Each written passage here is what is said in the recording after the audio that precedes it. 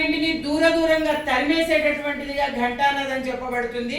ఆ ఘంటావతారులైనటువంటి వేదాంత దేశికుల వైభవాన్ని కొంచెము ఈ రోజు వారు మనకు అనుగ్రహిస్తారు.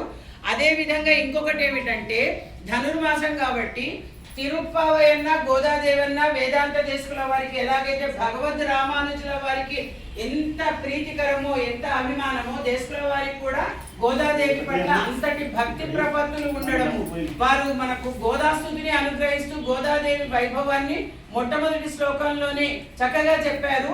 అటువంటి ఆ శ్రీ విష్ణు చిత్త కులనందన కల్పవల్లి శ్రీరంగరాజ హరిచందన యోగ దృశ్యాం సాక్షాత్ క్షమాం కరుణయా కమలామివాన్యాం.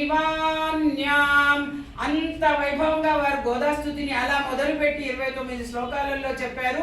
గోదాదేవిని గురించి, ఈనాటి పాసుర వైభవాన్ని గురించి, వేదాంత దేశకుల వారిని గురించి, వారి ద్వారా ఆ గుణానుభవాన్ని మనందరం కూడా సేవించుకుందాం.